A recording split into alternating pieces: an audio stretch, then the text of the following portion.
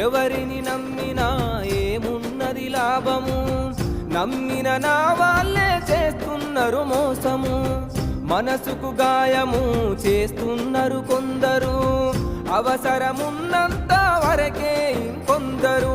చీకటి బ్రతుకుల్లో వెలుగు రావాలంటే ఓటమి గోడలను మనము కూల్చాలంతే.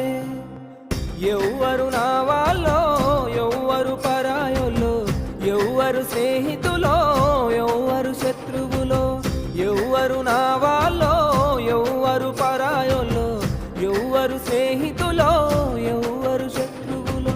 అలలు లేని సంద్రమున్నదా, ఆశపడని జీవి ఉన్నదా?